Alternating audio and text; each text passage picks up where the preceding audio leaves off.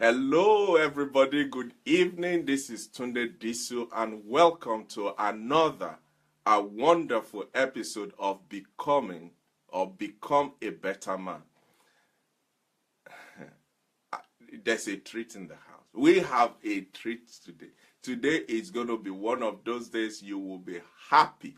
You will be glad that you are on this program. We have a special guest, like I announced last week. We're expecting a special guest, and guess what? He's here. Yes, he's here with me. But before I bring him on, let me go ahead and tell you a little bit about this great man. And I say thank you for joining us all the way from Nigeria. Thank you. I met this man, I think, around 2009. I had the opportunity, like you have today, to sit in a room where he was talking about this area of his specialty. And for 3 hours, my mouth was wide open. Sometimes you think you know something, and then you sit in the presence of people that actually know what they're doing, what they're saying, and it's a different ballgame. Today on this program, today on Become a Better Man program, I have the singular honor, the privilege, a lifetime opportunity to share this platform with a man I call Daddy.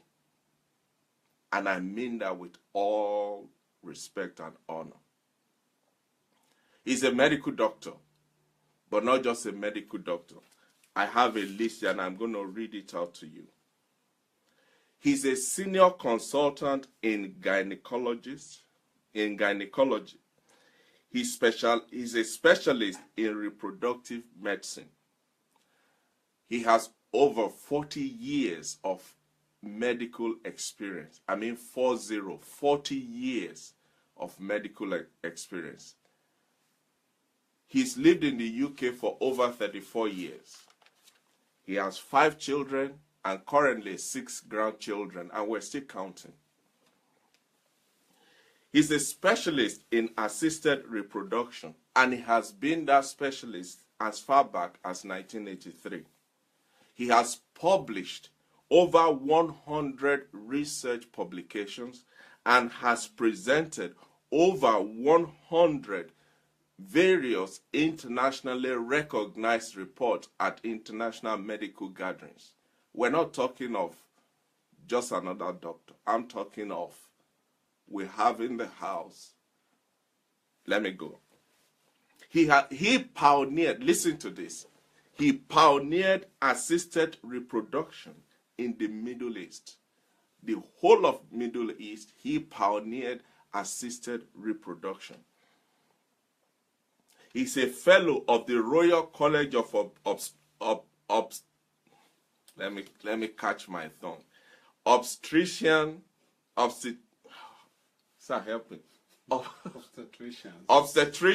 and gynecologists in the UK. Royal College of Obstetricians and Gynecologists in the UK. He's also a fellow of the Royal College of Obstetricians and Gynecologists in Nigeria, a fellow of the West African College of Surgeons. He's a graduate of the University of Ibadan. Where do you want me to stop? Let me know when you want me to stop, because I can continue. Ladies and gentlemen, if only I can see you, I will have asked you to get on your feet, put your hands together, and let's give a rousing welcome to my daddy, Dr. Daniel Imoideme. Thank you, sir. I'm going to turn the screen over to you and let you. I want you to start, sir, by introducing yourself to us, and then start to tell us what we need to know. Well, good evening, everybody, and it's a pleasure to know that quite a number of you out there tuned in, to hear my humble discourse on this very prestigious forum. When I was asked, I did not hesitate to say yes, because I know the man, and he's a friend of the family, and I know him personally for his integrity. And I said to him, look, wherever I can possibly make any contribution that may well help even a single person, I will be prepared to come in and help. So here I am. I'm a Nigerian, and I'll always be a Nigerian. Graduate of Ibadan University of old, because I know what has happened, and well, that's a different story.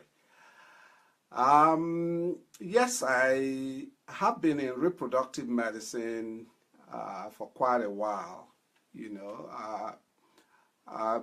I started off as a senior research fellow at the Royal Free Medical School in London here, and there I did pioneer a lot of work which has become the basis of some of the things that are done today in assisted reproduction, what you will call test tube baby treatment. And I then proceeded to the Middle East, where, most people there, when I go to the Middle East, they call me the father of assisted reproduction in the Middle East. I don't know that I'm old enough for that name, but maybe because of what I did out there. And it's good to know that we did do a lot of work and contributed and pioneered quite a lot of things which were first time in the world, not just in the Middle East, but in the world. And I've patented some of those things as well. But I'm proud to be one of you and to be talking to you. I'm humble and hope that I'll be able to contribute to what you might want to know about male reproductive health, which is what the gentleman here, my host, has told me we are talking about today. So here we are. So do you want me to? Well, Dad, just before you start, this is what I like us to do. As you can agree with me, this is a special program. So please, let us go and share this program right away. And please, I want you to send in your questions, send in your comment. I want this to be lively. And let me say up front, tonight's program is going to be slightly longer than our usual 1 hour. And I think you will agree with me, it is worth it. So as you are joining, let's go ahead. Let's go and share the program, and let's be involved. Dad, over to you, sir. So then, when I was told by my hosts that we were going to talk about reproductive health, and I said, well, just male reproductive health is like saying, come and roof one side of my house for me and leave the other. I can manage with the rain. On the other side. The women will crucify me. we'll do the women one afterwards. But you then said, well, we will do them later. But I said, okay, I agree. Yeah, we can do that later because it's a long story trying to put them together. But I will occasionally stray into that area as well as we move on from here, because you can never really discuss male reproductive health without actually adding to the female aspect of it. Yeah. Okay, so I start by saying, what do we define? Reproductive health is basically regarding things that have to do with producing children. God says, go ye and multiply. That's what the Bible says. It says, go ye and multiply and fill and populate and fill the earth and be glad and enjoy it. So that is the crux where we start from.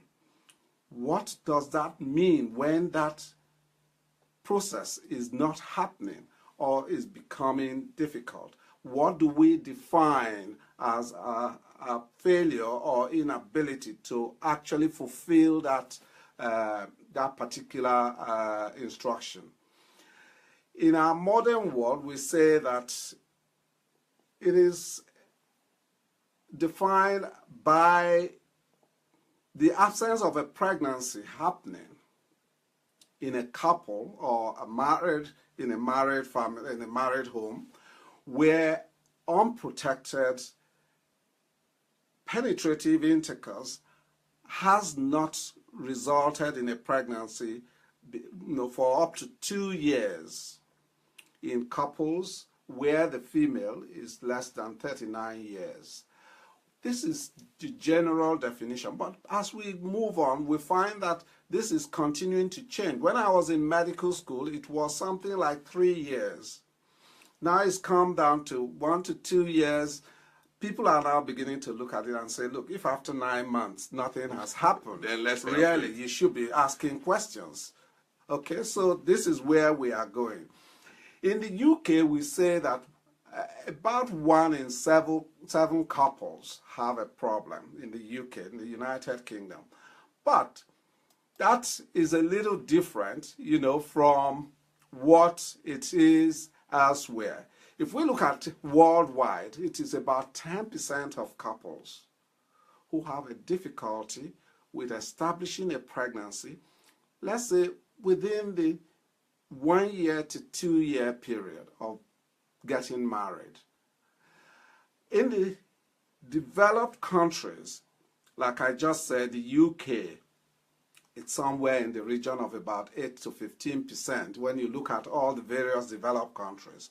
But in the Nigerian sort of environment or developing country, not only in Nigeria, but Africa and other developing countries, it can be up to 35%. And the reason for that is obvious.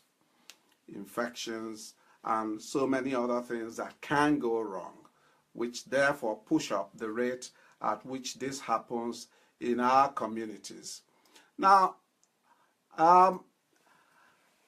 when you look at the pre-IVF, what do I call IVF? The test tube baby era. We used to look at fertility problem. I look at it when I was in medical school, for example. When a couple has no children, the husband says to the wife, oh, you go to the hospital. It's your problem. It's not mine.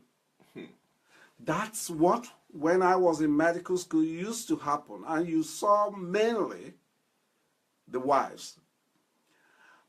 And therefore, we thought that infertility was disable to the female in about 70% of situations, and only 30% could be a male problem. But now we know that it's about the same, nearly a 50-50% sort of distribution, equal responsibility.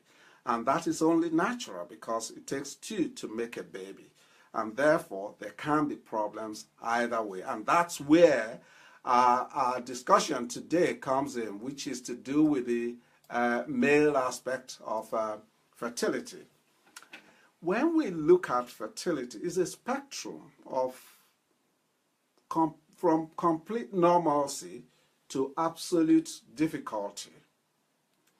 That is a situation where everything is normal and pregnancies are occurring as easily as, the couple wants it. Or a situation where, for example, one party has a problem, but the other party is able to compensate for it. And therefore, there may not be an obvious picture of infertility or inability to have a baby. At the extreme is the situation where both couple have problems, in which case it's almost an absolute situation where we are talking of sterility. So we're looking at something that can be from either side, either the male or the female, normal or abnormal.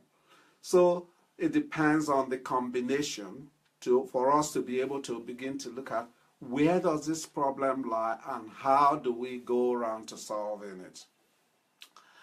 Now, the whole idea of fertility is the production of sperm by the male and the production of an egg by the female.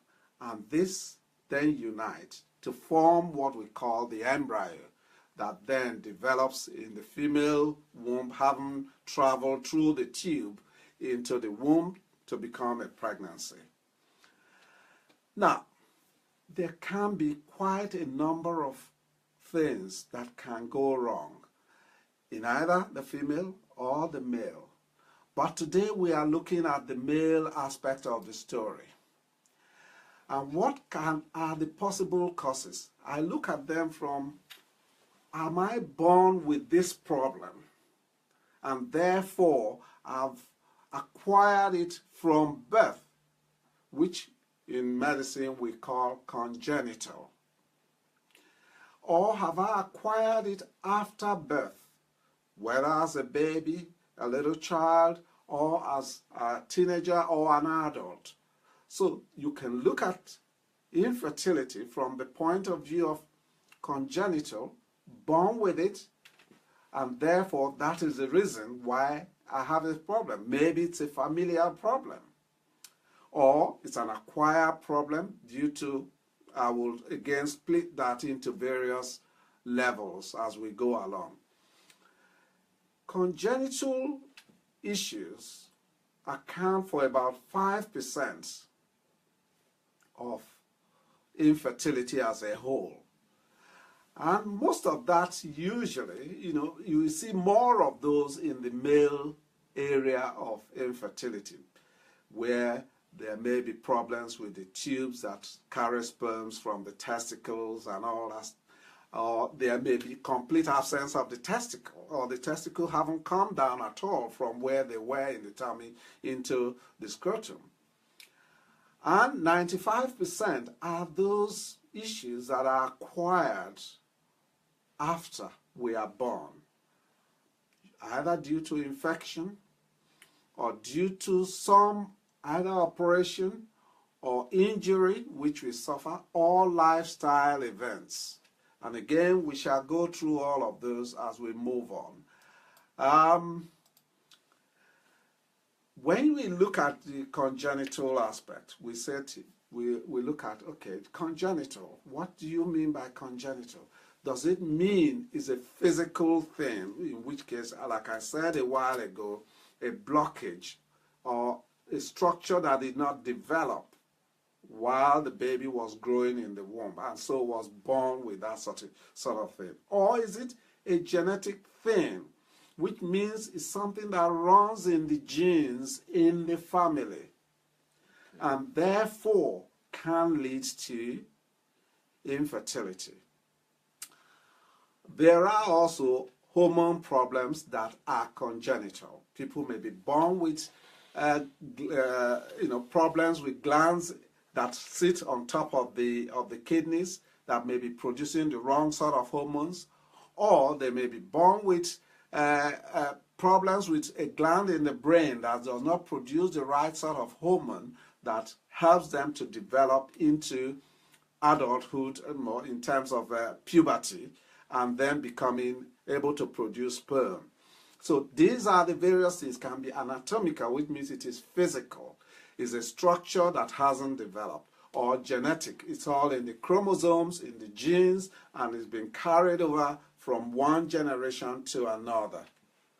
Or it is due to a hormone, which, may well be a congenital issue or something that may also be acquired.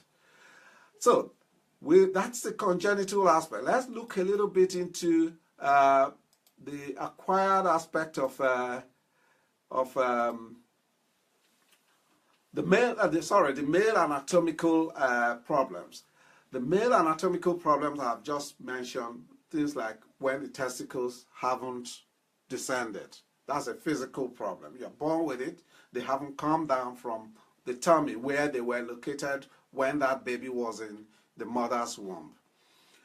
There can also be a structural problem where the opening of the penis is in the wrong place on the shaft of the penis rather than on the end of the penis, in which case sperm deposition in the right place during intercourse doesn't happen properly. And so becoming pregnant can be a major problem. In some men, the penis may be too small, what we call micropenis, in which case they cannot actually reach the site of sperm deposition. And so pregnancy may not happen. Some of them may get lucky and some sperm find their way, but it's usually a very difficult situation. Dad, Yes. Dad, please. Yes. What? Yes. I don't know about you. I mean, what I'm hearing, I don't know if it's what you are hearing, because I'm not hearing anything from you. Apart from grief said, oh my God. Or somebody said, this is very informative. Please, if you have not shared this program, help somebody. See, the Bible says, my people perish for lack of knowledge. And on this platform today, we are all going back to school to learn, to be more knowledgeable. How many couples do you know, do I know, that have issues with getting pregnant? And like Dad said, the first thing is they're looking at the wife. What's your problem? How come you can't give my son a child?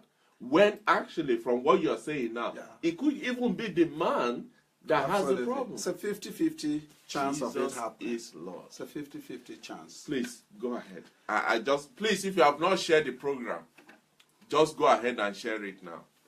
Now, you may wonder and say, okay, you talk about genetic carryover. You know, what sort of genetic problems are we looking at? I just go into two that are very common. A man is supposed to carry a Y and an X chromosome, which make him a man, and a woman carries two X's. Some men are born with only one Y chromosome, and you cannot function normally with just that one. Okay?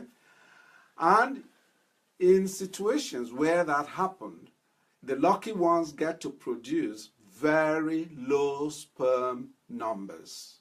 Very, very low sperm numbers. And that can be a source of pregnancy not happening. Some men have two Ys plus an X. Now that means a double dose of the male Y hormone. These men also mostly don't produce any sperm.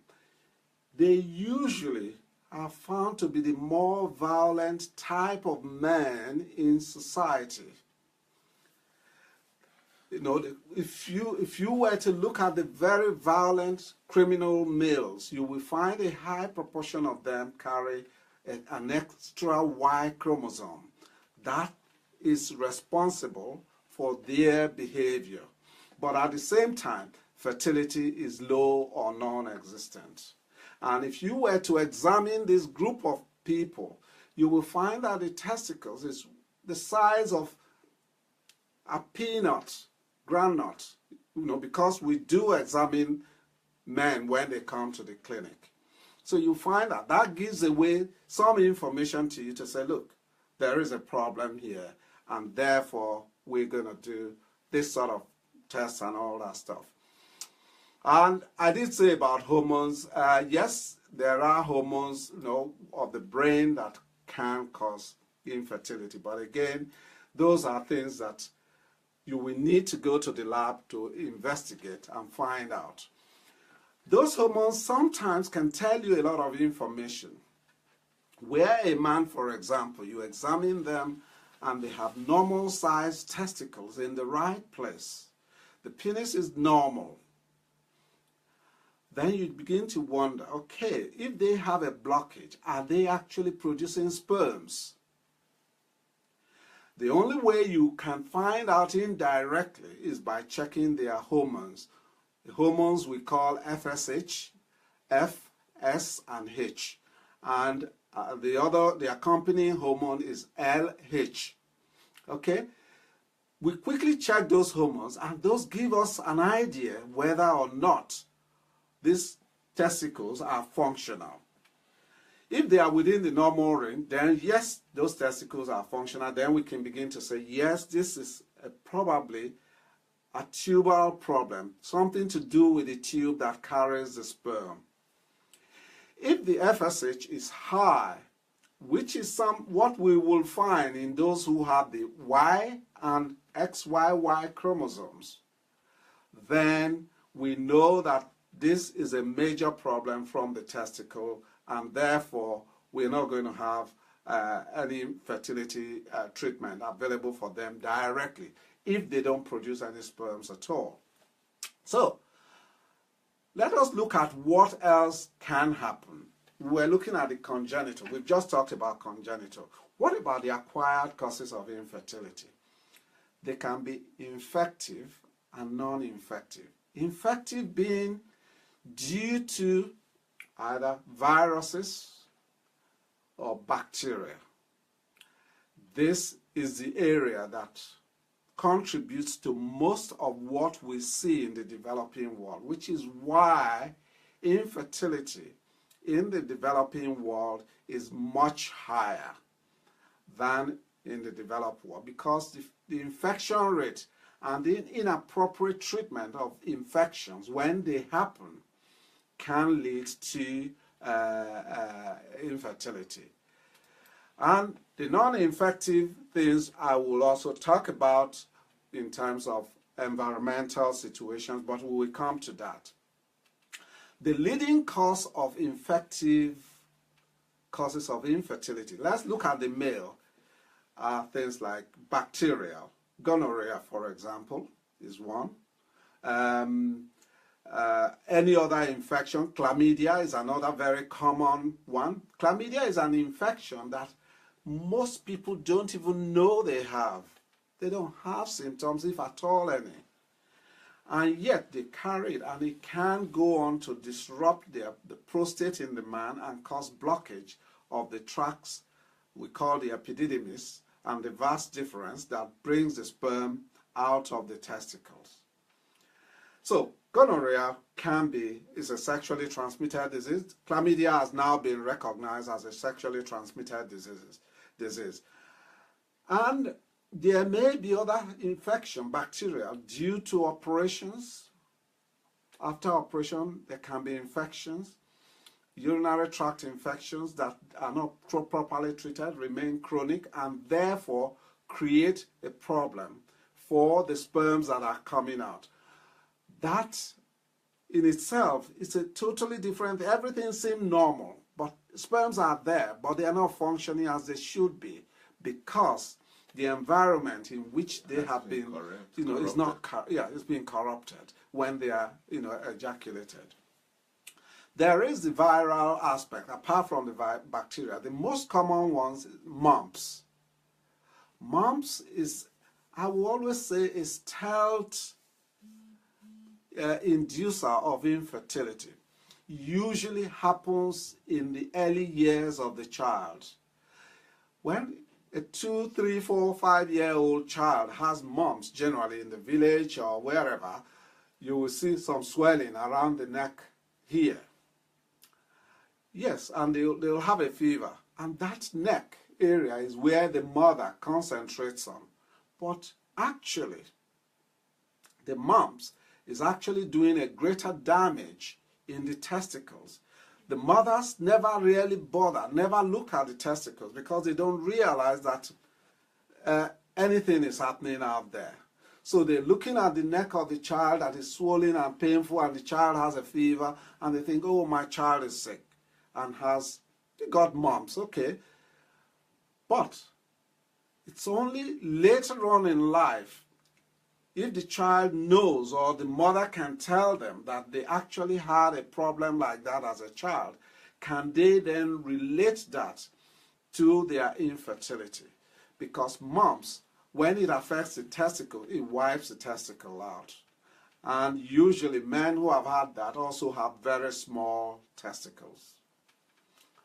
The other viral problem that can happen, luckily it's no longer so much with us, is smallpox. Smallpox causes blockage of the tract that brings sperm out of the testicle. Anybody, I mean, that will be in the older generation of people who may have caught it and all that stuff, but I had the experience of having a 75-year-old chap. This was when I was in the Middle East.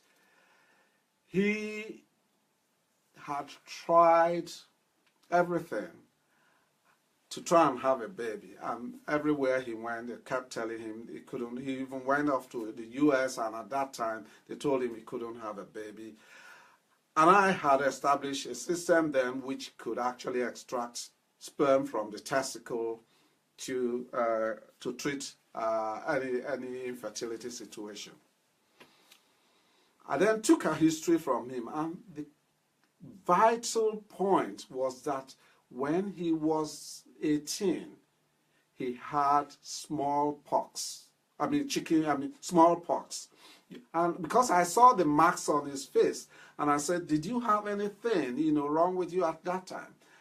And he said, yes, when he was a teenager, he had smallpox, but it has nothing to do with his fertility. But I said that it has everything to do with what you have now, because it has caused a blockage to the passage of sperms out, into the penis. So sperms are produced, but they are not coming out. He eventually went on to have 2 children following treatment in my clinic, and I always say that it was an interesting character, because having those children turned him into a 75-year-old to a 45-year-old in terms of his behavior, in terms of his mannerism. He became a child. His joy, that was something I never forget him, and that's why I use him as an example of what smallpox can do. So history is a very vital part of what we do, taking a very detailed history of what have you had in the past and what may well have happened that could have caused the problem. All right, so we move on to the next, the non-infective areas are the ones that we have no choice about. We didn't, some of them we have no choice about, like environmental factors. When you read about male fertility, you will sometimes hear that the male is a disappearing species of human being. Dad, please, before you go ahead. Now, I want us to eat this little by little. I don't want us to just gob it down, because we will lose the essence of the food that is being served. If in any way anything you have heard on this program today has resonated with you, or has made you to think, or has touched you in any way, I want to take the next 2-3 minutes to read some of the comments that you are contributing to this program. So I know a lot of people have been writing things, but I didn't want to disturb the flow.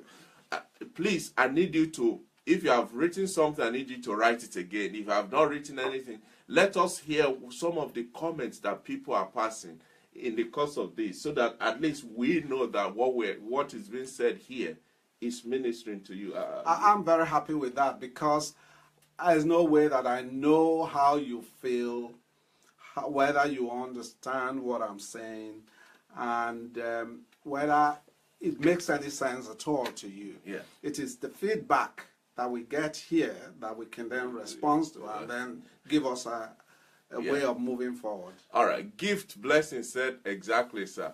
Omonike said, now, wow, that is serious. Wow. Some of the things we're hearing tonight, if I had hairs, they would have gone curly. I mean, please, I need to hear from you. Say something, write something, so that we can know that what is being said here, this information that is being put in our hands. I mean, who could have, in the wildest of my wildest imagination, there is no way I could have connected smallpox to infertility.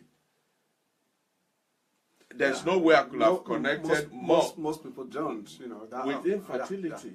Most people There is don't. no way even amongst the medical profession, it's you need to be interested for you to really be able to make that connection, and to be a little more observant, you know, and to look at the possible generational aspect. How old is this guy? Could he have been in that environment where he could have contracted this sort of illness? You know, whereas the younger generation, well, most unlikely, unless you live in some part of India, for example, where you still have the occasional sporadic, you know, case of smallpox. Please, let me hear something. Say something, somebody. Indeed, the Honora said she has shared this program. Thank you. Please, if you have not shared it, it is so vital that you do so. It will help you have a footprint of it on your own timeline. You can listen to it over and over again. But more than that, there are people in your contact that I will never know and I will never contact, and they will never see my program or see my timeline. But they will see it on yours. So it's important to go and share this. Sojo said, Stephen said, how true is the level of medical inquiries conducted nowadays to diagnose the cause of infertility? Omonika said, please, Baratunde, we have written a lot, so please read them from the top. Okay. Gift said, he has shared it. Okay. Well, let's continue, sir. There's the question about how useful the investigations are. They're very appropriate if well honest in an understanding way. You know, investigation of infertility, I always say that medical practice is not magic. It's logic. You look at a situation and you put two and two together. You are taught to reason in that way, logically, that if A and B were to meet, then you probably have C. You know, 1 and 2 do not produce 5, but they produce 3. So that is the logic of medicine, that first you start with history. Who is this guy? How old is he? How long has the infertility been? What about his family history? What other illnesses has he had before? Have you had any operations in the past? These are all then put together. And then you say, okay, I've ruled out A, B, C, and D. And this now helps me to target certain investigative procedures, which would either be in the lab, or sometimes we go into what we call biopsy situation, where we actually take a specimen from the testicle. So whatever investigations are done must have a purpose. And what is that purpose? To arrive at a diagnosis. And what is the purpose of diagnosis? To help us go forward with treatment, if it is possible. So, yes, investigations are very important, as long as they are done in a standard environment. That has its limitations. I know that in certain developing countries and so on, there will be problems of availability of the right sort of equipment, the right sort of personnel and experiences. Yes, these are limitations, but investigations are absolutely essential part of what is happening. I always say to people, a doctor without tools is useless to anybody. You can carry all the knowledge you have in your head, but without the tools of the trade, you are as useless to anybody as anyone who's never been to medical school. So that's the way it is. So then, let's go. Let's go on to the next phase. We've looked at the infective causes. The non-infective causes I usually divide into what I call iatrogenic. Iatrogenic means inadvertent situations. For example, a guy goes on to have a hernia operation. Has a hernia operation. The surgeon does a perfect job, but he has actually created a bigger problem down the road in terms of reproduction. And we have that very commonly in our environment. A little child goes on and he has a hernia and all that. The parents take them to the doctor, hernia operation. And what happens? Later on in life, they do not produce sperms. And you then you examine them, testicles are fine, they are in the right place. You look at their hormones, hormones are fine, they are okay. Then you say to yourself, the only other thing that could possibly be happening is a blockage. And if there is no genetic issue here, then it must be related to the history. Because if you have taken your history very carefully and taken down that that child had a hernia operation at some point early in their lives, then you will realize that actually... Yes. Wait. This is what you said. What I said is that I must take any man that wants to marry my daughter to a doctor before marriage, and no violent man. Yeah. Okay. I tell you something, a bit of a... Do you know that by the time I left Saudi Arabia, both the man's family and the woman's family actually went on and made sure, one, that the man has sperms and is fine. Two, that the woman actually is ovulating and has regular periods. That was mandatory now before they got married. I mean, it became part of the society. Wow. A society that was very primitive when I got there in the mid-80s and didn't know much about what it was all about to look at infertility in the modern aspect of it. That is still existent today. That they don't want to be faced with a situation where they get married because children are regarded very, very highly in their environment, in their community. So the boy goes on and he must have a normal semen analysis, and the guy must have a good ovulatory analysis to show that he's ovulating. So it's not something that is not unheard of. But I would say if you are taking the man, but better make sure your child, your daughter has eggs in the ovary. I'll give you an example of a very, very pathetic situation that I had to face. This was in 2006. I had a young girl who 17, 18 years old. Her auntie was only about 39 and came in for infertility treatment with her husband, and we found that she had no eggs in her ovary. Okay, here we are allowed to look for, get donation and all that stuff, egg donation and all that. And she said, well, I will look in my family if there's anybody to donate eggs for me. Incidentally, her senior sister became menopausal at the age of 35. Wow. But they never really tied that to anything. Now, that senior sister had a daughter who was now 17, 18 years old. And she decided she wants to donate eggs for her auntie. Okay. She came in and I talked to her. She was still in higher school and, and she looked so young and all that. I mean, it's like looking at your own child sitting there and saying, I want to donate eggs to somebody.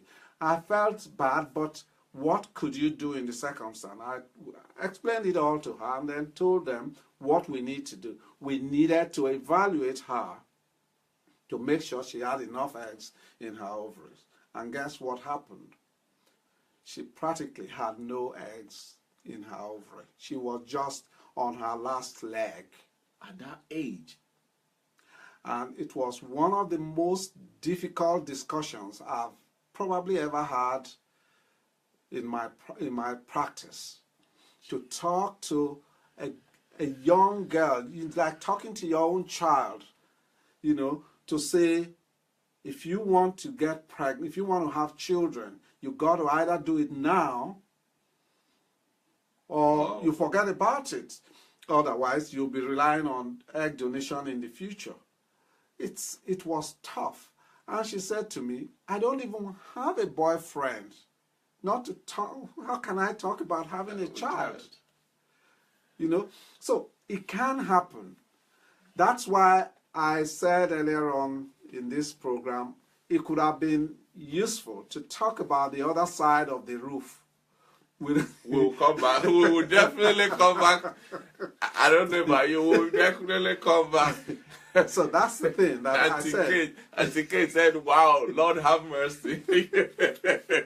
So this is a situation that it can happen from both sides of the coin. We are all a little bit of female, a little bit of male in each one of us. Wow.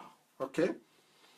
So then, I talked about what we call the inadvertent situation, operations, you know, injuries, for example, or like somebody who has an accident and broke the spine, and therefore the nerves that are responsible for ejaculation and all that are no longer functional, and so they cannot have children. So that's something they never really acquired on their own. They didn't go out to acquire, but it happened inadvertently. So that can happen. There is the aspect that we call immunology.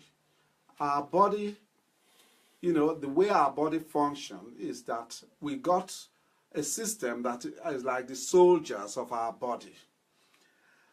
They help us to fight off bacteria, help us to fight off viruses. When we get immunized for any particular disease, we develop antibodies so that when that particular virus or bacteria comes into our body next time, we are able to fight it off because we've developed antibodies. In infertility, we can also have antibodies. This is commoner amongst men than in women, although it's rare, occasionally you find antibodies to the eggs, but that's a very rare situation. But in men, it is not uncommon to find a situation where they have developed antibodies against their own sperms. That is immunological reaction to their own sperm. So they are preventing their sperms from functioning as they should.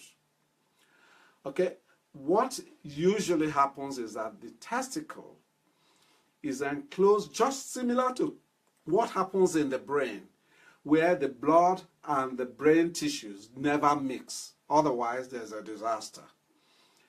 If for any reason, either due to injury, like when playing football or hockey or whatever and all that, there's an injury to the testicle, or there is an infection, that's an inflammation of the testicle, then there can be leakage of sperms into the body, into the blood circulation around the testicle. Normally, there should be no leakage whatsoever. The blood and sperms never really should meet. They never meet. Where this happens, what does the body do? It says, look, these are abnormal, especially as the sperms only carry one chromosome, you know, one half of a set of chromosomes. Okay? You know, they are either X sperms or Y sperms, and, you know, they carry only one half. So they look abnormal to the rest of the body that carry a pair each. So what happens then is the body develops an antibody that says, look, these are not part of us. We've got to fight them off, or we've got to prevent them from doing whatever they're supposed to do. They coat the sperms, and sometimes they make them stick together, that they cannot actually get on to do fertilization. Even if there are a large number of them, they can't fertilize an egg. That's something that can happen. Most men will say, and a man will go and do a semen analysis. The lab will say, oh, your sperm count is fine, your numbers, your motility, your that is fine. But he hasn't looked at the antibodies, which are actually chemicals within the seminal fluid that are actually interacting with those sperm and killing them off and sticking them together and preventing them from fertilizing an egg. So it's a bit of a delicate balance, doing all these tests, for girl and boy before they get married. Now, there is the lifestyle aspect of smoking, for example, is one of the very first lifestyle activity that we knew affects sperm function. Smoking. It was the very first of all lifestyle events that we know affects the function of sperm. It reduces their fertilizing ability because the body again because when you smoke, a lot of chemicals and carbon particles get into your system, and the way the body reacts is, this is not part of us. They generate what we call immune reaction as well. And those immune reactions tend to, they have an adverse effect on the sperm and the covering of sperm that help them to fertilize eggs. So smoking was the very first of human lifestyle activity that we know has an impact on fertility. Others are things like alcohol, excessive alcohol usage. Others include things like, for example, obesity. We know has a great impact on fertility because it has what we call an inflammatory sort of undertone, which also affects sperm function. And also the hormone circulation in the body is diluted, in which case the man is not able to produce as much sperm as the hormones determine that they should produce. And one other thing that we know affects, beginning to know very much, and which I'm working on personally has been of interest to me, and I've talked about it to my host, but I never really mentioned it actually, is snoring. No, Dad, please don't say that. A lot of men snore. I would say about 70% of men are known to snore. But it's not just the snoring. There is the aspect that we call obstructive sleep apnea. It's a disturbed breathing pattern that we now know accompanies about 50% of snorers. We now know that because of the inflammatory and immunological reaction that the body goes through, because when you have the obstructive sleep apnea, we call it OSA. When you have that, the body reacts violently to it, calling on all the resources because it's a blockage of the airway for a period of about half a minute while you are asleep. Without knowing it, you are not actually breathing. You are completely breathless. And then when you struggle to wake up, your body reacts like somebody who is, like when you see suddenly a lion burst into your room. How would you react? Wow. You are scared and all that stuff. The body calls on all those immunological reactions. And repeatedly, over years, these now begin to affect the fertility of the man. And because of the sleep disturbance, they are very sleepy during the day. They lose interest in sexual activities. They're very tired all the time. They are not interested in anything. All they want to do is just sit down and sleep, even during the day. And when they sleep, they start to snore and go through the same process again. So we now know that this also has an impact on male reproductive ability.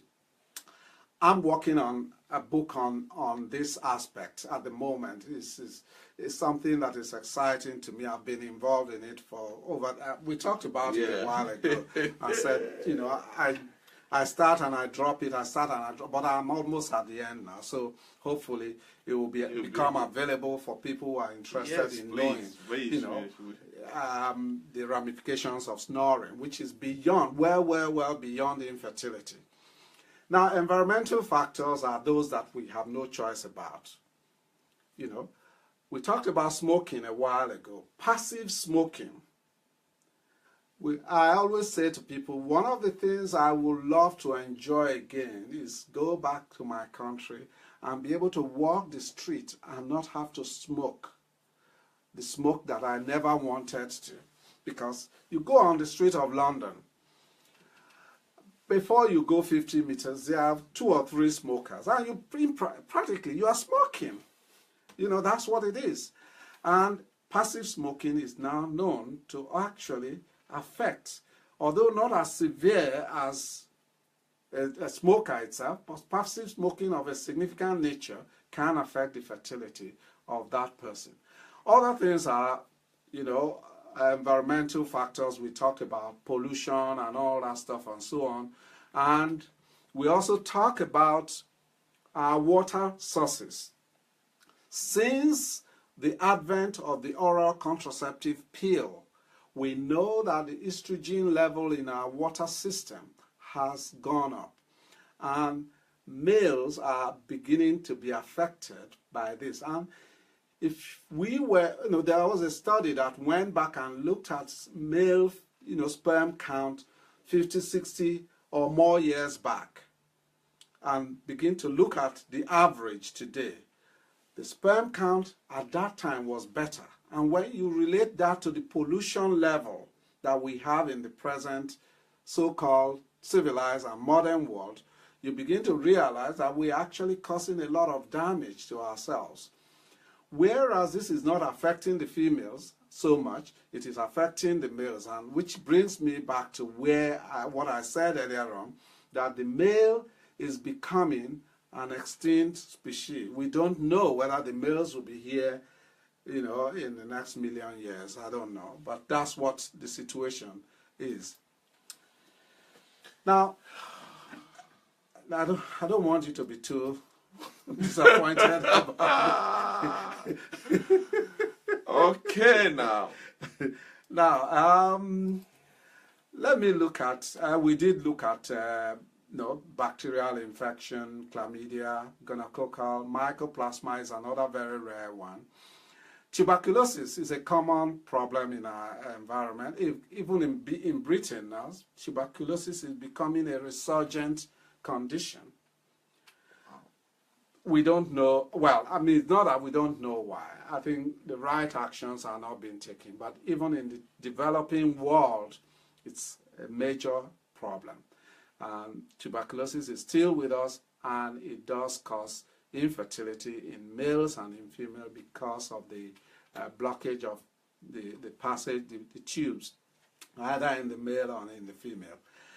Now, let us look at how chlamydia, which is one, I did say a while ago that the man who has chlamydia barely has any symptoms. We know that one episode of chlamydial infection will give rise to about a 12% infertility rate in a man. If he has 2 episodes of infection, it raises it to 40%, and 3 episodes about 80%, because then it disrupts the tubes that carry the sperm. So these are some of the things that and these are conditions that a man could carry around, or a female could carry around for years and years without actually knowing that they have it. And there you are. Okay, let's look at emerging fertility factors. Diabetes, is one of those things. Diabetes, how does it affect infertility? Diabetes that is not treated can destroy the nerves that actually are responsible for stimulating erection. So you could find that though there will be sperms in the testicle, though the hormones will be fine, but because those nerves have been destroyed by the very high sugar levels that have been in circulation for years and years, the man loses the ability to have an erection and therefore cannot have proper intercourse. I did talk about alcohol. Alcohol is one when it's excessive. Recreational drug use, it's another lifestyle event. We know that men who use marijuana, hemp, Indian hemp, are more likely to end up without sperms at all. I did mention about snoring, and of course there's a lifestyle event, that is occurring beyond all of this, that a lot of people are postponing childbearing. If you were to look at various societies 100 years ago, an 18, 20-year-old boy would have been married, and a girl of 16 will be getting married. But if you look at the pattern of things today, that is moving on. You'll probably find that in the world today, the average age of a man getting married will be over 30. And the average age for a girl will be somewhere almost in the same situation. And in the Western world, it's getting much, much higher because of career. They want to pursue their career. They want to get to somewhere where they can earn enough to look after their family and be independent financially. That in itself, it's a lifestyle choice that can lead to problems, because we know that men over the age of 40 having children, just like women, have an increased chance of having an abnormal baby. It used to be said women, but it is not only women. Now we know very clearly that there is a pattern of abnormality in children born to men who are 40 years and above at the time of conception. Wow. Whereas they may not be as obvious initially as it will be in the case of a female, where you have Down syndrome and Mongolism, as we call it generally. There are specific anomalies that we now see coming through in males who have delayed childbearing to later years in their lives. You are are you wishing you hadn't done this? No, I'm glad. Well, I'm glad we're doing this. I don't know about you guys out there. I mean, I could sit here for the next 3 hours. I won't get tired of this, because what is affecting us more than anything is what we don't know. Bishop David Oyedepo said, there is no mountain anywhere. Every man's ignorance is his mountain. Yeah, absolutely. And isn't it true that the Bible says, my people perish for lack of knowledge? For lack of ignorance, yeah. Well, our Lord was killed out of ignorance because the people refused to know. That's the thing, and he prayed for them. From that point of view, he saw the ignorance in what they were doing. Yeah. So we're going to take the next 10 minutes, and then please, if you have any question, can you email it? Don't post it. Email your question to theadmirals@yahoo.com. If you have any question, you have 5 minutes to email your question. The email address is theadmirals@yahoo.com, so that Dad can at least try and answer a few of them before we close. Don't make them too many. No, we only have 3 minutes, 5 minutes maximum for the questions. Whatever comes in after that, we'll just have to bank it for another day. Okay, let me just run through areas of investigation, because, we've been talking of causes and all that stuff, the sad stories and all. Okay, what do we do about all of this, you might say? The first thing, as I indicated earlier on, is a good history.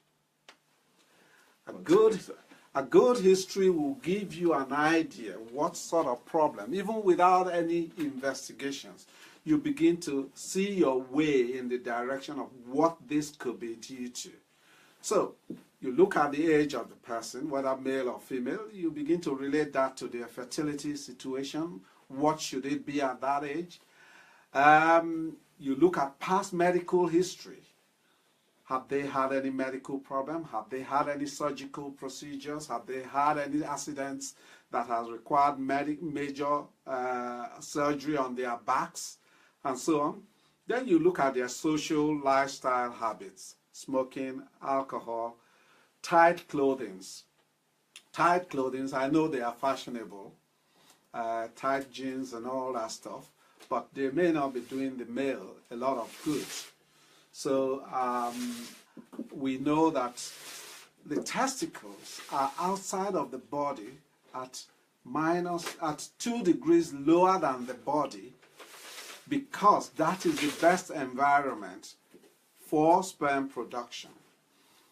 When the temperature of the body rises, or the testicle rises above that level, then sperm production gradually diminishes. Which, for example, is why we also look at occupation. Long distance drivers, truck drivers, lorry drivers, and all that stuff have more infertility problems than people who are just ordinary, who just walk to walk and don't do those sort of occupation. People who sit for long, long hours, because the temperature at which the testicles are enclosed is above the 2 degrees below which they should be, the temperature of the body. So that's a very important thing, that fashion, we should take it to a certain extent, but also remember that it does have some implications, especially when it comes to the males. Body mass index, again, I talked about weight, obesity, and all that stuff, and what it can do in terms of affecting infertility. Now, let us look at what are the normal parameters. What is the normal? I want us to look at, just a minute, something here going wrong. Oh, it's yeah. gone this way. Yeah. Now, I want us to look at what do we do once we've got the history. In a man, what are we likely to do? There are those that we call the non-invasive, inexpensive tests. And the first and the most useful of those is a simple semen analysis, a sperm analysis, which will tell us, are there sperms or are there no sperms? Before a man goes for that test, he should have abstained from intercourse for at least 3 days. And he should use no soap. It should be produced by masturbation. Where that is not feasible, which I know is a problem with black people. I've seen it, Nigerians, Ghanaians, West African people, most Africans, masturbation is a major problem for them. And because of that, I think there's a condom that is now developed that they can use, so they can still have intercourse with their wife, but not ejaculate into them, but into that condom, and then bring that condom to the clinic. But that's the first thing. 3 days of abstinence, ejaculation, no use of soap, no use of water, because all this kill the sperms, and then you get a wrong picture. And the World Health Organization tells us that there should be at least 20 million sperms per meal. For every meal, usually the volume of sperm should be no less than 2 to 5 mils. It can sometimes be up to 10 mils, but no more than that. When it's excessive, then it can also be a problem in itself. So, the amount of sperm per unit, per meal of sperm, should be about 20 million. So you can see that sperms are very, very tiny, much, much smaller than eggs. And the total sperm numbers in a whole sample of sperm should be no less than 40 million. And the number of sperms, the percentage of sperms that are moving should be no less than 40%. And what we call progressive sperms, those that are fast moving, should be no less than 25%. And we should have no more than 70% abnormal sperm form. Abnormal sperm form means they are misshaped, they have more than one tail, or they have more than one head, in which case they can't really be useful to us at all. So there are, parameters that we look at. And we also look at the number of what we call white cells, which are blood cells that are protecting usually the soldiers that I talked about earlier on, for immunological purposes, that are usually added as the sperm comes out of the testicles through the prostate out of, to the penis. Now those cells should be no more than 1 million per mil. If they are more than that, then it means there's an infection in the prostate, and the prostate is adding an excessive amount of these cells, which can actually adversely affect the fertilizing ability of the sperms. So these are this is the central foundation, the pillar of investigation. The first thing that tells you, here we are, there are sperm, they are in good numbers, they are good shape, they are moving well. These are the parameters we look at. And then you can move on from there. If they are low in number, then you begin to look, okay, can you correlate that with the size of the testicles when you examine them? Can you correlate that with the hormone level? Because then you will be going to do their hormone to see whether their hormone level will tell you a little more story. Okay? So these are things, if the movement is low, less than 40%, say you get 20% motility or 10% motility, then we may not have enough sperm getting to where the eggs will be fertilized in the fallopian tube. In which case you begin to find out, is it because there is an anomaly in the sperm itself, in the head, in the tail, in the middle piece of it? These are all things that we look at. But they shouldn't concern you. Your doctor will be able to tell you what exactly they are seeing. Your fertility specialist should be able to explain to you if your general practitioner cannot do that. I think... Dad. Yes. This is what I'd like us to do. Mm-hmm. I've got one question. Yeah. But before we take that question, is there any way you can summarize this whole thing? Yes. So that I can use that time to quickly check on the comments that people have been passing, and also to give you time to answer this question. Okay.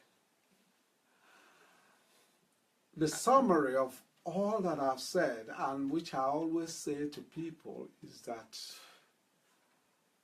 there's only one function for a sperm. One and only one function for a sperm. Doesn't matter how good it looks, how fast it swims, and whatever the numbers, and that is to fertilize an egg. If it doesn't do it, then there's a problem. The rest is history. We begin to go through looking at history, looking at investigation, looking at what may be the cause and all that stuff, and then trying to tailor a treatment to that situation. I haven't talked about treatment today because, as I say, one side of the roof is still open. We can't be treating when there's still water coming through. We can't be treating when one side of the roof is still open. Yes. So hopefully, if we're going to have some time in the future to do the other side of the roof, then we can comprehensively look at what is there available for us. But if I were to mention about the male, there are some options. You can look at, is this a problem with blockage of the passage? Is this passage amenable to repair? There are investigations you can do to locate that blockage and see whether it is amenable to repair. If it is a hormonal problem, can you actually, replace some hormones? And there are men who have benefited from hormone injections and have gone on to have normal reproductive life. If there was no sperm at all, then the situation is a little different. Then we begin to discuss, what do we do? This is where faith, your beliefs and all that will come into play, and you then make decisions how you go, and you say, look, I'll live with this or not, or I will look at exploring sperm donation, which is something available in this country, and I'm sure it's also available in Nigeria. Yeah.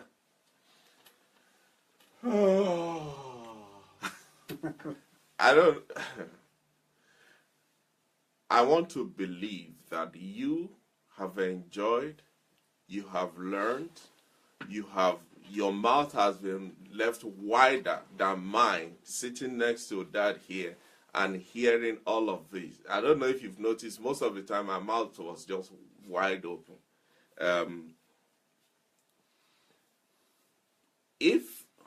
I don't need to ask.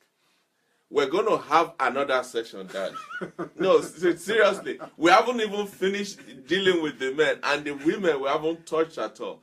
And I'm already in the doghouse with the ladies, because we have ladies on this program. Let me say something. We are working on something, because I feel that you should participate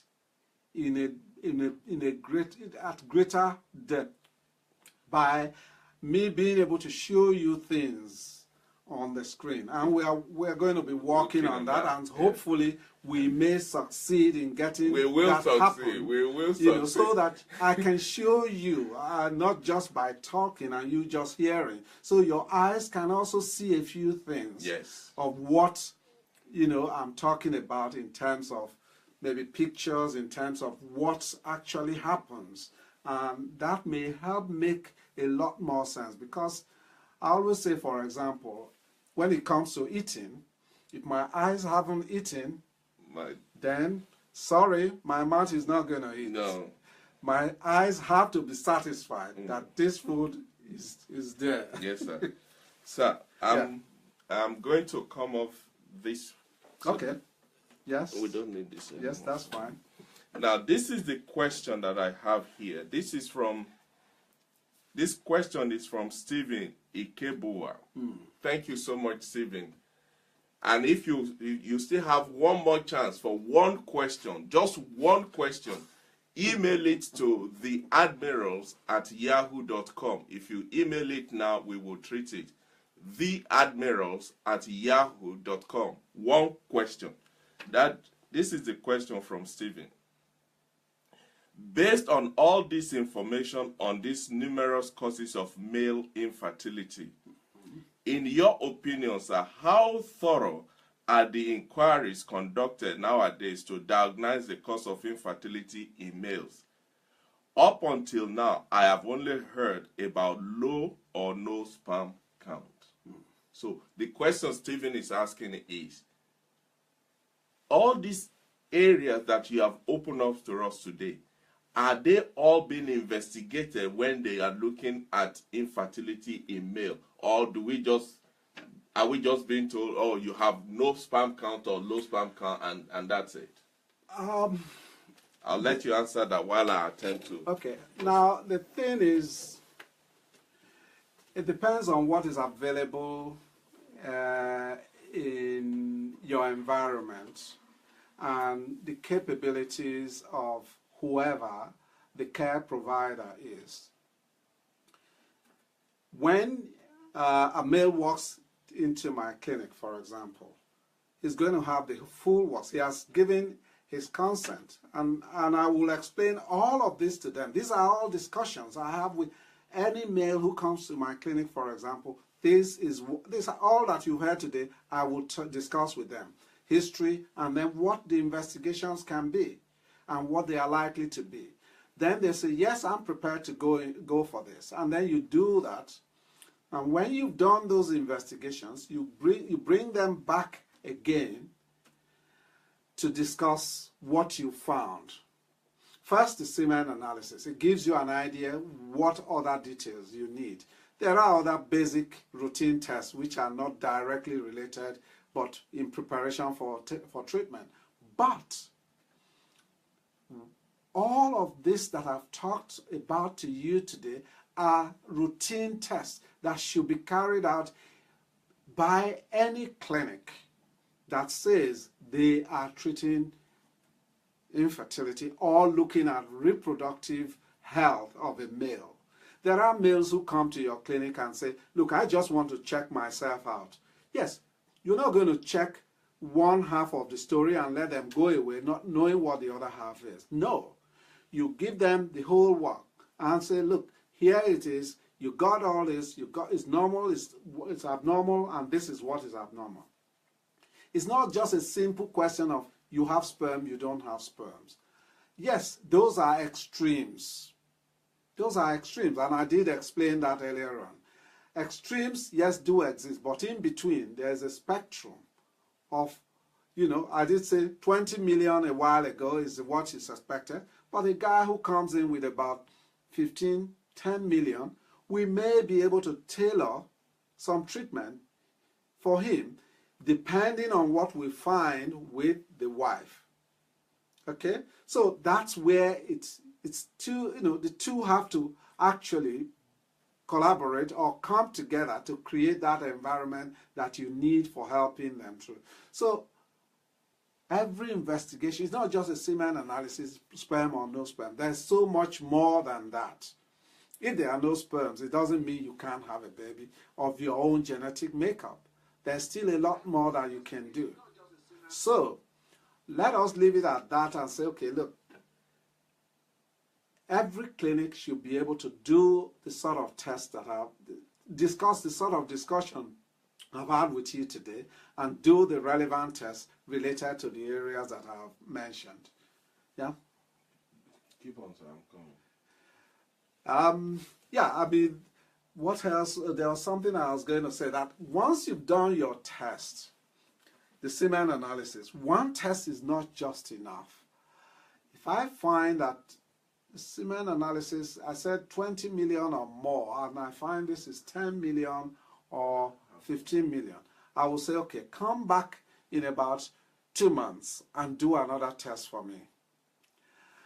Then I would look at those tests. You're looking at consistency, because there can be variation.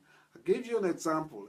If you were to do semen analysis on the same man every week, there will be episodes of results when his semen count will seem to be below the normal. That is where you must have at least 2 samples minimum to be able to say, okay, look, this is the pattern we have, and therefore this is what we think we have in our hands. All right? Right, I'm back. Let's go through some of the comments that we have here as quickly as possible. Gift Blessing says, ignorance in most cases is the reason for premature death and so many other health challenges, not the devil. That's very true. Yes. Sojo has sent an email. Omonike said, we are glad, sir, that you are giving us this information. Thank you so much. Thank you. We appreciate you. Sojo said, thank you so much for this episode. Ezenwa said, this is a topic that is always neglected, and it is well needed, especially amongst our African societies. Yes, I appreciate that that comment. It's something that has been very dear to me. The fact that we in Africa love children, and infertility is a major blow to any relationship, any marriage. It has been something that has been close to my heart, and I try to educate where possible and give advice where possible, and do whatever as a specialist I can whenever I meet anybody whom I find I can help in that regard. It's a major issue, and ignorance is one of the things that we need to conquer. All the various One of the problems that I do have in our environment is that patients are unable to challenge their doctors. That is one of the things. It's a one-sided discussion, and I find that disheartening. Because when a patient walks into a doctor's clinic at home, they are trembling virtually, because they're going to have a one-sided discussion. It's not a discussion of, this is your body, you make the decision. No, the doctor makes the decision and tells you what to do. Whereas I have come to see a different kind of practice by practicing here for so long, which is you give the facts to the patient makes the decision, and they can challenge you, and you advise them to go and seek a second opinion based on what you have found, because it's the facts. A doctor should not feel reluctant to tell you to seek a second opinion, not by way of aggressive communication, but by saying to you, look, it's your body, these are what decisions have been made, these are what advice has been given. You may seek a second opinion. If you think we can help you, you can come back. That, to me, is the biggest problem in our environment, that we are unable to discuss with our doctors. We go in there to be talked to. That's maybe you understand what I mean. I have seen it quite a lot, and it's unfortunate. Yeah. Right. Somebody said, where is it? It's going down so fast.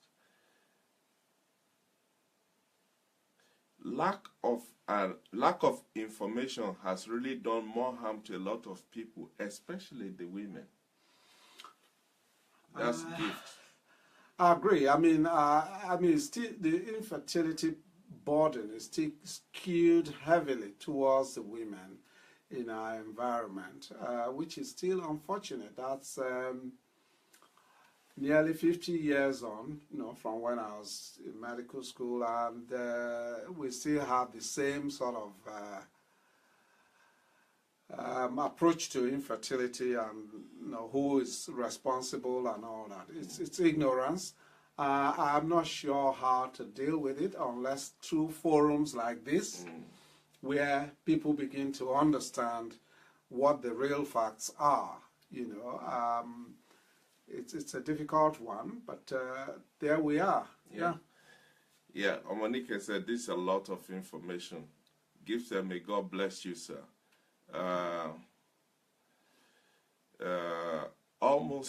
Nkiru said, almost every infertility in Africa is tied to the wives. We've covered that. That's very true. It's a truism. Yeah. Is it possible? Man.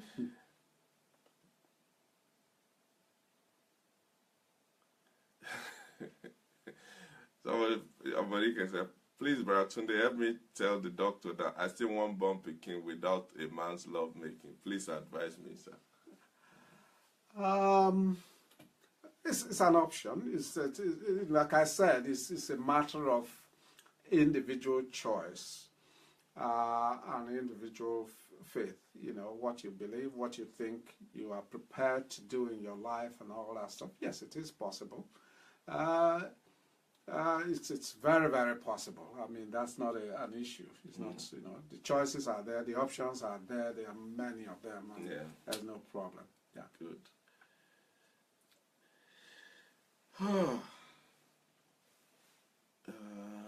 I'm just trying to, there's so many of these that are just about the same things. I didn't want to just keep repeating the same thing over and over again.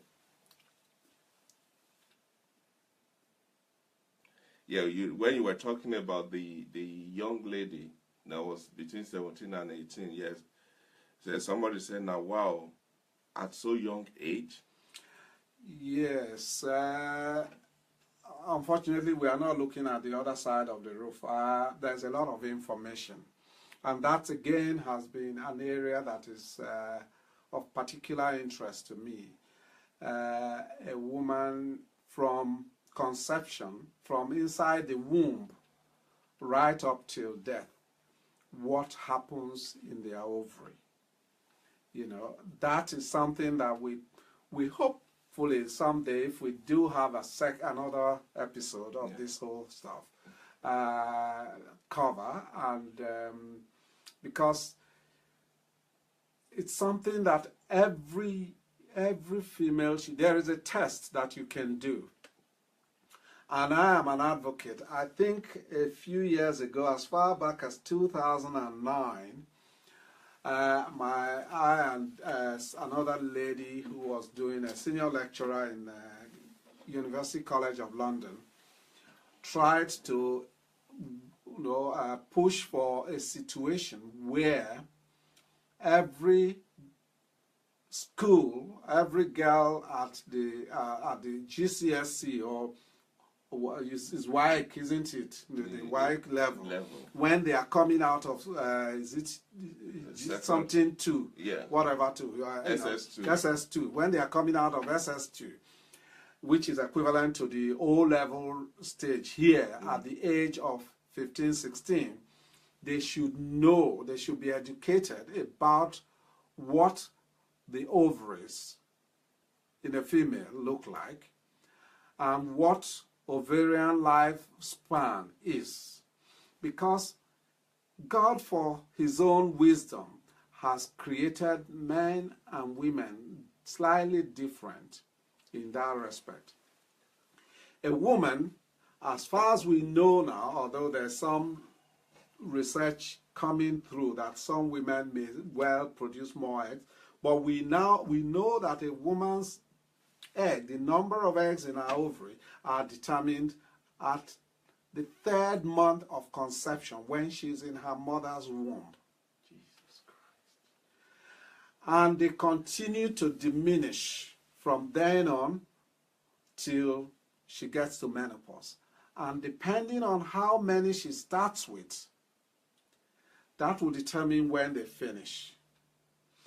That's an area that I particularly love the females to know about that. In the environment I worked in, I've worked in here, I've encouraged every female who was not married to go, even within the fertility clinic, I've encouraged them to go and do what we call anti-Mullerian hormone test, AMH. It tells you where you are in terms of your ovarian reserve. That tells you, have I got time? If I say I want to do a PhD and then go on and become the dean of the medical school or before I have a baby, do you have the time? Whereas for men, as long as the testicles are producing sperms, as we already said, and nothing drastic has happened to those testicles, they will continue to produce sperms, new sperms, until the day they die. Women don't produce new eggs. That's what the science says as of now. Okay? So, it is very crucial for females to have that knowledge. And I've always said it is good for grandmothers to know it. It is good for mothers to know it. It is good for the children to know it. Daughters, mothers, grandmothers should know that they have a finite reserve of eggs in their ovary. And when they are finished, they are finished. And each one of them is endowed with a certain number from when they are in their mother's womb. And they continue to diminish from then on. Okay? So it is important for them to try. I encourage it. I encourage every female who hadn't been married within the department I work in, go and do it. Even those who are embryologists working with me, they don't want to do it. But I say, look, you want to know what your options are. You may be sitting here thinking all is fine. But Supposing it's not fine and you need to do something, the option is now there for females to freeze eggs for the future, to freeze their eggs for the future.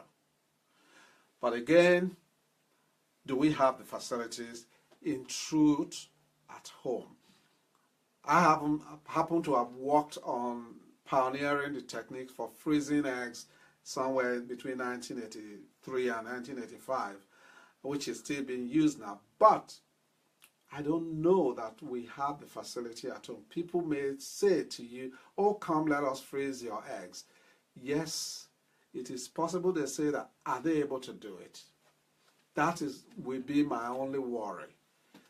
Yes, it is possible to do that test, find out where you are, try and freeze eggs, and say, look, I can freeze so many eggs. Here we say, if you're going to freeze eggs, you must freeze at least 25. That gives you a chance of at least having 1 or 2 babies. Because some eggs will not be good, some will not fertilize, some will not develop into good embryos. So you have to look at your options there. So it's a difficult one, and I particularly empathize with females for that particular reason in terms of... Sorry, Dad. Yeah. They want you to repeat the name of that test that you just mentioned. AMH. A for apple, M for money, H for house. AMH. Anti-Mullerian hormone. You can write it, send it to them. I'll send it to you. I will put it on my page. AMH. Well, Dad, I think we could be here till Jesus come at this rate. Yeah, we have only done with about a third of what we should have been dealing with. Now, we haven't done with treatment. I'm going to beg your indulgence that very soon we will be requesting your presence again on this program, because this for me, I don't know about you, but for me, I want to know more. I'm a father. Yes. I have a son and 2 daughters. And the more I know about all of this, the more I will be in a position to support my children, to educate them, to inform them, to help them. One of the first things, I know, I'm not trying to, one of the first way to look at what your ovarian reserve could be is look at your family history. When did your mother become menopausal? When did your grandmother become menopausal? When did your auntie become menopausal? These are indications. If they went into menopause early, then you are really at a high risk of doing exactly the same, because you are from the same gene pool.